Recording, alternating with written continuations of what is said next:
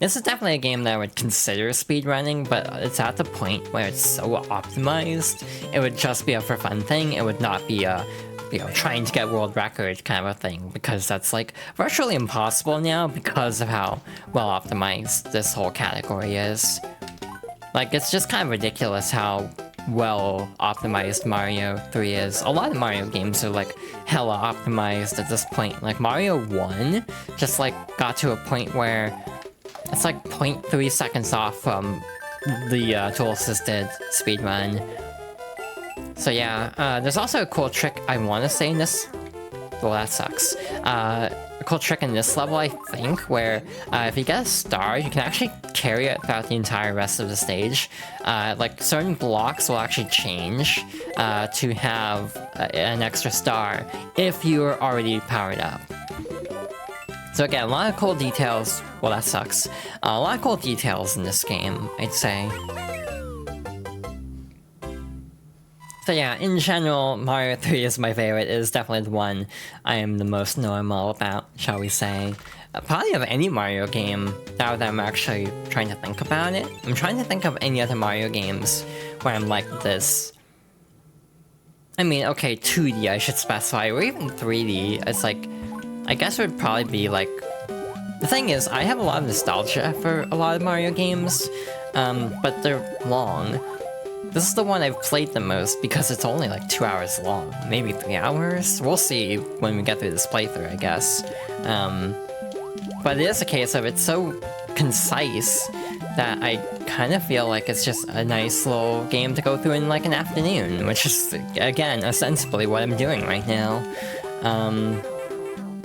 Meanwhile, like Galaxy, as much as I love it, or Sunshine, those are more of an ordeal to actually get through.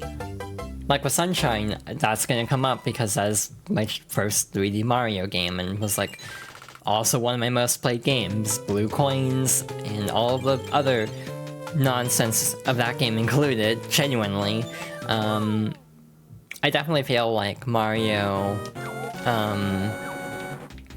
Sunshine is a bit more of a commitment.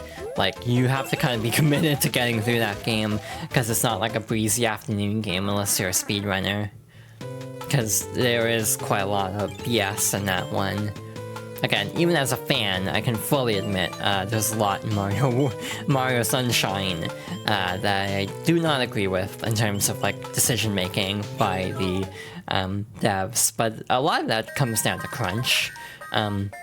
My full belief is the entire GameCube era was extraordinarily under time crunch, Wind Waker being the other obvious example because of how much got cut, supposedly. And Sunshine just lacks the Sunshine massively lacks, like, quality assurance, I'd say. There's a lot of things in Sunshine that do not feel like they were properly tested, specifically as you get farther into the game. It feels like everything kind of unravels a little bit. Again, I will swear by Sunshine as being one of my favorite Mario games, even in spite of all of its nonsense.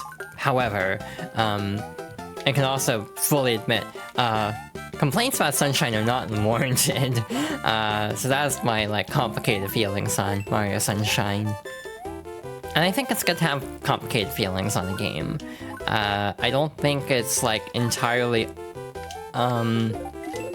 I don't know if healthy is the right word, or the word I'm looking for, but it's like, I think it's healthy to be able to, like, play a game, be able to, like, spot the things you like and the things you don't like, and being able to actually parse through those feelings. And I feel like that is slightly complicated, just by the nature of, internet discourse kind of poisoning a lot of discussions on games where everything ends up being very polarized, where it's like, oh, this game's the best game ever, or this game's the worst thing ever, and it's just like, there's not a lot of nuance in a lot of online gamer discourse, I feel, and that is a shame, because it makes, like, a lot of things feel a lot more defensive. Like, a good example of this is Pokemon. That's a very obvious one, where it's like, I haven't played Scarlet and Violet, but I'm just gonna use that as an example. Why am I only getting fire flowers? But with Scarlet and Violet, on a fundamental level, from what I understand of these games at least, they do a lot of things right. It's just Pokemon is on an absurd development cycle that doesn't allow the developers to put the level of TLC into their games that they should. And I feel like a lot of that just ends up being boiled down to, oh, the developers are lazy, which I always hate when developers are just immediately labeled as lazy over a game having issues, because, like, it's almost never laziness, it's almost always just, they literally were not given time. And a lot of times it's like, oh, the developers don't care about fans and stuff like that. I don't like talking points like that, because I genuinely feel like most developers do care about fans. It's just they don't have time. They don't have the time or money to actually put a level of polish into the game that they probably want to either. So again, a lot of the discourse about game development, I think, is aggressive in a way I'm not really a fan of. This is probably not the best stage to be having this conversation on, because this is one that is notoriously difficult. I think this is the White Mushroom House stage for World 3, by the way. I do not guarantee getting any results from this, because this stage is a little mean. A lot mean, actually. Luckily, you can still throw fireballs from the vine, so it's not that relentless, but it is still pretty relentless. There's also a top route and a bottom route. Obviously, the bottom route is the one you have to take for the coins, which is a nice little, like, difficulty thing where, obviously, if you get all the coins, you get rewarded for that, but it is a tougher route. It's kind of like the Sonic mentality where you have, like, a hard route and an easier route. It's like the hard route might be more rewarding, but it's also inherently more, like, punishing. Do we have? We do not. Oh. Okay, so I'm not really used to doing this fortress without a frog suit. So this will be interesting. Luigi's the one who has the frog suit. So if we bought this, we can always swap over. It's also worth mentioning that a lot of the special costumes do have dialogue with the king. So for example, he will comment on the frog suit, the Tanuki suit, and the hammer suit, which is obtained in World 6. So, and then the Tanuki suit is obtained in a bunch of places, most notably, I think, World 4. The hammer suit is also one of the... Damn it, that was silly on my part. The Tanuki, or the hammer suit, is actually one of the only things that can actually kill boos, including the boo blocks here. Most attacks don't actually deal damage to boos. Typically the way you deal with boos is just stare at them, but otherwise you actually just kind of avoid them. But again, the hammer suit can actually take them out. You know, the hammer suit is something I'm actually surprised has never come back in any capacity, because it's a neat idea. And I mean, they kind of toyed with it a little bit, like there's the boomerang suit in 3D Land and 3D World. And that kind of serves a similar purpose, where it's like you have an item based on one of, like, the Hammer Bro type enemies, but not Hammer Bros directly. We also have Bob-Ombs here, which is kind of neat, actually. I saw a video that was interesting the other day, talking about how the explosion effect goes outwards in Mario 3, but it actually goes inwards in Mario World, which is believed to be a mistake, and there are ways to, like, fix it. But it was, like, just an error with how it was, like, set up in Mario World. But it's one of those things where it's like, I never would have noticed if it hadn't been pointed out in, like, a video, just because it's, like, definitely not something I'm entirely paying attention to. Very small, minute detail, but it is always impressive how little errors can slip by relatively unnoticed for, you know, in some cases, like, decades. There's a lot of games that have small little issues that weren't really even discovered until very recently, or, like, Easter eggs that weren't discovered until recently. Alright, so I have the memory of a goldfish, so we'll see how this goes, because I should be able to finish this off. However, there we go, we're actually fine. But yet again, we have a fire flower. So that kinda sucks. I really wish I could get another power-up, but it's okay. A lot of the other warp pipes are just shortcuts. Basically, the way Mario 3 works is if you game over, every level stays, like, a bunch of levels reset progress, actually. The fortresses stay destroyed, and the gates tied to the fortresses stay open. So basically, the way it's set up is you still have to replay stages potentially, but the castles tend to unlock shortcuts, so you don't have to replay everything. As a result, Mario 3 can definitely take a bit to get through on the first playthrough if you're having to, like, redo stages a bunch, and obviously it might not be the most fun experience if we just get walled on the stage and have to replay everything as a result. But in general, I find that a very interesting system to still have a punishment tied to a game over, but not like fully make you redo everything. You have to redo some things, but not necessarily everything. Obviously, the biggest bummer is if you actually die on a fortress, in which case you have no shortcuts unlocked, you have to do everything all over again. You can also just jump over here. Just skip the lower section with the little flame jet. The rocky wrenches are also infinite. So I guess if you want points, that would be a good way to just farm points really easily, but I'm not really overly concerned. But we have Wendy Koopa. By the way, I didn't really talk about it. The first one is Larry, second's Morton, and this one's Wendy. This is the worst Koopaling fight in the entire game, in my opinion.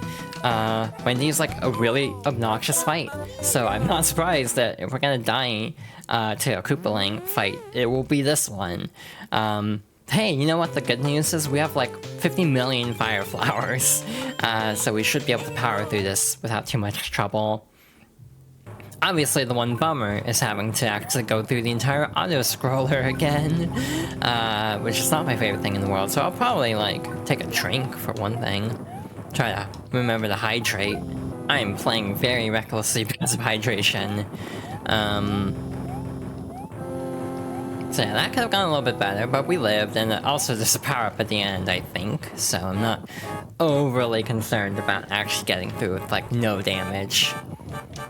If we have a fire flower at the end, that will help immensely. It won't make it an easy fight. This is, again, still, in my opinion, the worst Koopaling fight in the entire game, no matter what conditions you're fighting her under, but, oh, that gives you a leaf. That's weird. I thought it would give you a fire flower, because most do.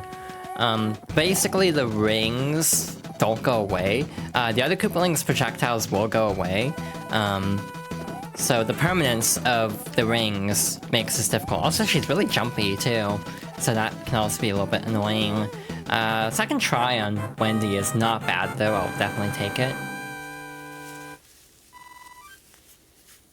And with that, we are actually making very good time. We are a third of the way through the game, effectively, in like 50 minutes. Now, there is the problem of the worlds start to get a lot longer after this point. Also, this king looks like Mario because the island that this castle's on looks like Japan. And the castle's like specifically located where Nintendo's headquarters would be, if I'm not mistaken. I like how the hint is about the Goomba's shoe. We won't even see that for another world. A lot of the hints are like very foresight hints, like not even for anything coming up immediately, but like down the road. There were 2 warp pipes. I can never remember which one's actually progress. Is the other one. The other thing that slows down 2-player runs, and also by extension Mario and Luigi in this version, are having to go through warp pipes like this twice. The biggest example of that will be in World 5, because there's a whole ass level you have to go through twice if you're playing as Mario and Luigi, which isn't my favorite thing, but it's not too bad. Giant World, I feel like, is one of the most iconic worlds of Mario 3. It's one that gets talked about a lot. To me, it's like the calm before the storm, actually, because, like, frankly, 3 is not easy, and 5 is not easy. 6 and 7 get to, like, actually very unforgiving levels of difficulty. So 4 is kind of like the little breather stage, breather world, before things start ramping back up again. I do like this one quite a bit, but I almost don't know what my favorite world in this game would actually be. I'm legitimately trying to think now. Oh, we have a hammer that we didn't get to use for the fire bro, so we might as well use it here. This one might be fixed because it's like special. So yeah, this one I think will always give you a Tanuki suit. Since it's like a special one. Do we have any mushrooms on hand? We do not. There's almost a temptation to use the cloud here, which I'm glad I didn't because I forgot what level this was. Never mind, it died immediately anyway, so it doesn't matter. I find I play worse as Small Mario, which feels slightly opposite of what you might guess, because, like, if you have one hit, you'd think I'd play more carefully, but I tend to play worse, because I play so carefully, I screw up more. It's like weirdly backwards. This one should be another mushroom coin stage.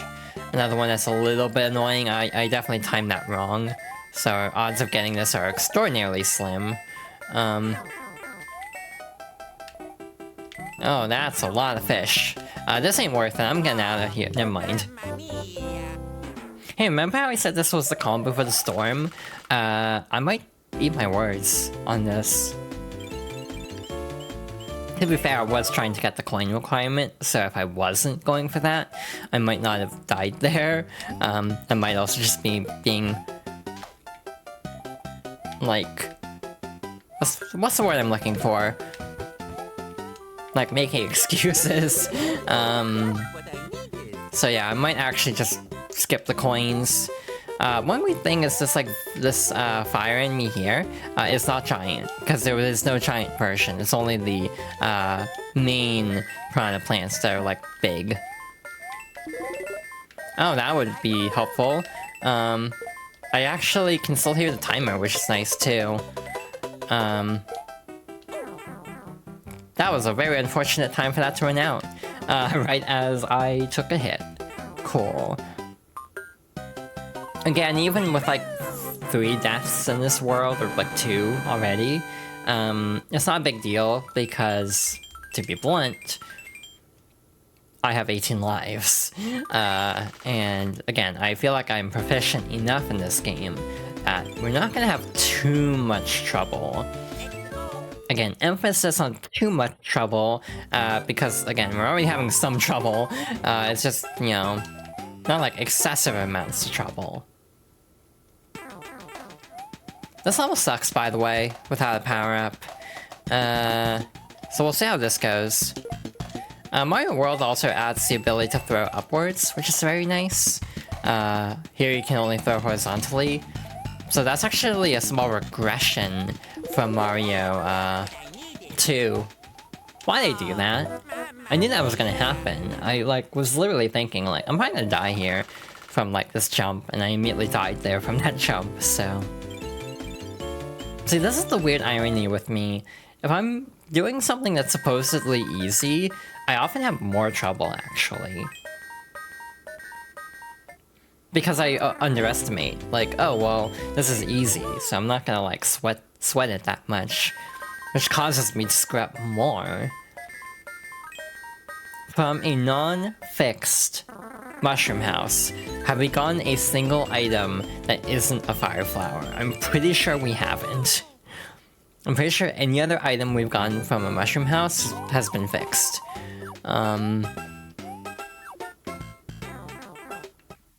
So yeah, that kinda sucks, actually. As someone who prefers the raccoon power-up. That was dumb. I should not underestimate the screen crunch of this version of the game. Because you do have... Mario 3 is kind of complicated because there is a large UI on the NES version, so this, in terms of screen crunch, is not as bad as some games are on GBA. This does have a little bit of screen crunch though. Like, it's not quite matching up to what is visible on NES, even when you move the HUD to a smaller scale, and like, not like as a large bar along the bottom. Alright, we got through that somehow. Probably more trouble than I should have had on that stage.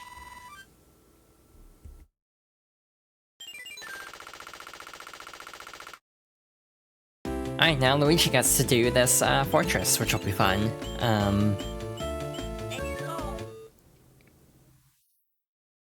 This one's not too bad, but you do have these candles that follow you. I don't know what I was thinking there. I should have just kept moving. I thought the flop moved more aggressively than that. That's what happened. I thought it would actively pursue a lot more. Well, Luigi's still fighting, or doing the fortress apparently. These have stun properties, by the way. When they jump, they'll actually shake the ground and you'll be immobilized. The Koopalings start having that starting with Roy, I'm pretty sure. So, World 5. Yeah, I feel like all my skill just kind of went out the window for this world specifically. I'm not quite sure what happened, because I feel like I was doing really good up until this point. I was also feeling really good about like getting through this game without too many deaths, but then everything kind of went to hell. But again, I do think it is ultimately a case of me overestimating / underestimating the game, but overestimating myself. Oh, I was so scared that the mushroom had despawned. That would have been tragic. Where the hell's the block here? Because I could have sworn there's like a block to get it. Oh, there it is. This is not the easiest thing to do with a boo chasing you. It's not that bad though. Alright, so we have to fight Boom Boom again. This one isn't great because it puts us under a block at the start, so we have to quickly get under, out from under the blocks as soon as possible to get enough height to easily dispatch the boss.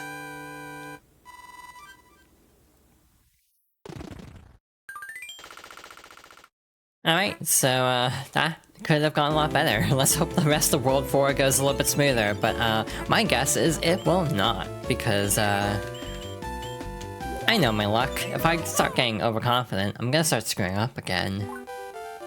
This one has a really cool skip, I know. If you like bounce off a Lakitu at a certain spot, you can skip a lot of the level, or like the water portion. Yeah, I think it's over here, where it's like if you bounce off the Lakitu, you can actually like get over a wall, or maybe this was the earlier section. Maybe I'm thinking of a different level entirely. But I know I've seen something like that in a speedrun, where if you bounce off the Lakitu like near the start, you can like skip that wall and avoid having to go underneath.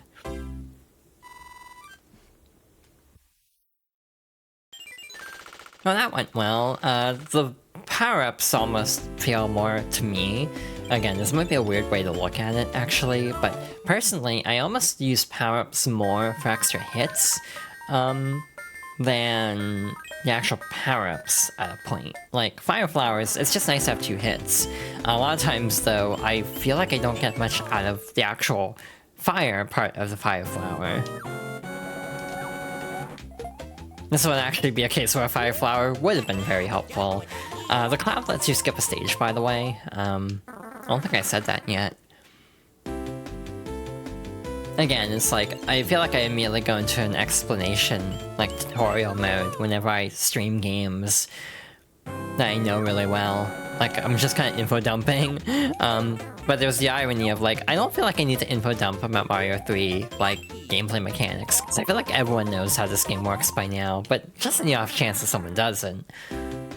This world's also really short. There's only 6 levels, which feels very tiny compared to some of the others. Like, I swear World 3 had like 8 or 9 regular stages, and then like every stage, or every world past this point has like an absurd amount of levels. Which is not my favorite thing in the world, actually. That was very careless on my part. Okay, ducking immediately goes into effect frame, like, 1, if you are ducking there. Alright, did I? No, I did not. Okay, so this is where the Tanuki suit is in-game. So I guess we're getting it as Luigi, so that's fun. So, you got this, you have the ability to press down and B to turn into a statue. Why does it have a red scarf? I thought it had a green scarf in this version. Huh.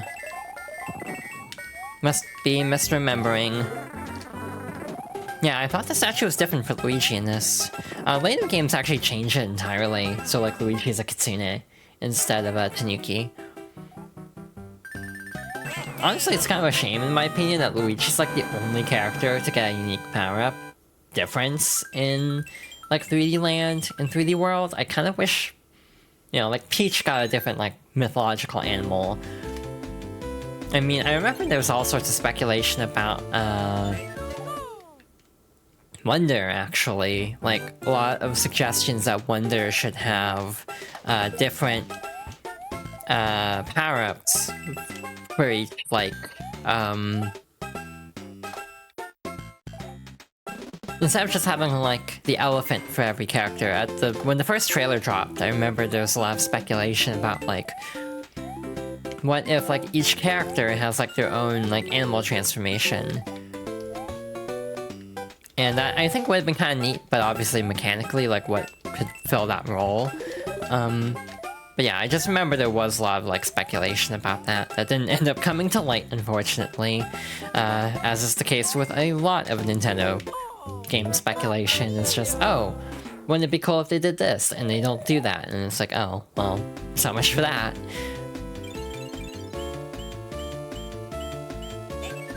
Luigi Mario... This actually works out better. If we can actually get through both these stages without losing this Tanuki suit, we will get special dialogue.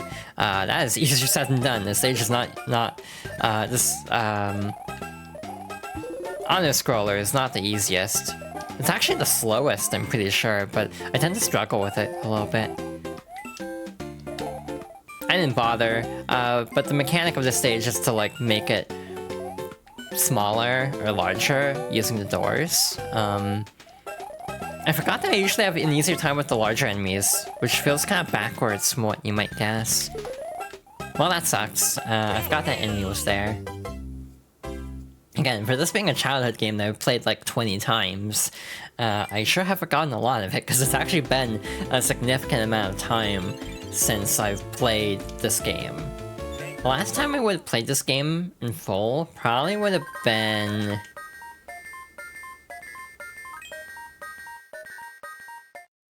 2017. Does that math check out? I don't know if it actually does. It's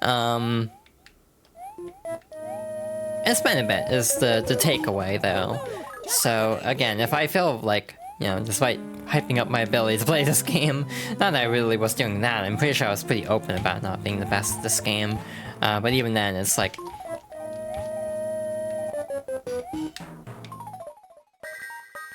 Yeah, I have a hidden door over here, by the way. It's marked by the coins. This actually throws you into a mechanic that you won't see again until, like, World 7, but it's a nice little, like, preview of that mechanic. It's like arrow block platforms. I never remember which pipe is the correct one here.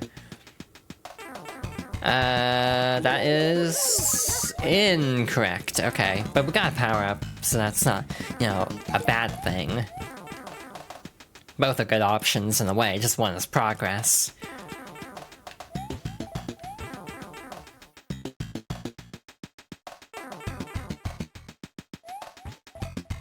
Alright, so far so good. Is there only one piranha plant here? Cause there isn't another one coming out of the other pipe. It's weird, I thought there were 2 there. But yeah, a little preview of World 7, which I'm not entirely looking forward to. World 7 is hard. If we're also gonna get stuck on somewhere, World 7 is a very likely place for that to happen. There's also hidden stuff up above. There's a breakable block in the top left. By the way, the little rotor discs, the little flamey discs spinning around, those can also be destroyed with the hammer suit in World 6. I'm just playing really sloppy today, I think. But that's fine. We're getting through relatively smoothly, I'd say. I might take a break after this next fight, just to stretch, you know, get up, stretch, hydrate. Since we'll be at, you know, ostensibly the halfway point, though, I personally feel like that is not true, if you actually do the math. Halfway in terms of world count, but, yeah, no, not halfway at all, because these worlds get very long after that point. So, like, after this, I think... Actually, I think I might... I might need to take a break now.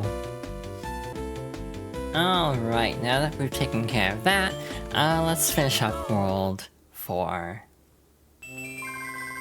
We have DK Jr. for some reason. I never understood this one, to be honest. It was like a deep cut. I'm also wondering where that sprite would have even come from, because... I'm trying to think of a game from this era that would have even had DK Jr. I was gonna say, when was the last time he even appeared in anything, and I'm pretty sure it actually would be Mario Kart Tour. Because I want to say there's like even like a pixel version of DK Jr. in that game.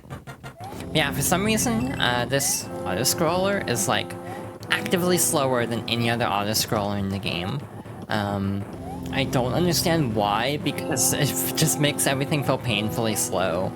I feel like in speedruns, this is like a level where people just kind of flex a lot, because there's nothing else to do, so just like, you know, do weird jump tricks and stuff like that. Just kind of style on enemies kind of a thing, just to entertain themselves. You know, another thing about this game that's worth noting is a lot of the NSO Game Boy Advance catalog is actually color corrected, which is really nice because a lot of Game Boy Advance games are very washed out because they were designed for like a screen with no backlight. So later on they started actually tuning games better because, you know, the SP was out at a certain point, the Game Boy Player was an option at a point, so they just kind of kept games with their like proper color balance. Like if you look at this game compared to Mario World on GBA, that game is washed out horribly, to be honest. I don't really like the look of that version of the game, truth be told. I don't know what I was supposed to do there. I think I just my brain just kind of shut down a little bit. There's a power-up at least, so we're not completely out of luck here. So again, part of the reason I wasn't really sweating that. This is Iggy, by the way. Is this Iggy? No. This is Iggy. Yeah, this is Iggy. Iggy's easy. Again, just like a weird difficulty, like, decline after the difficulty spike that was World 3. And then the Koopaling fights get harder at this point, but it's not too big of a deal.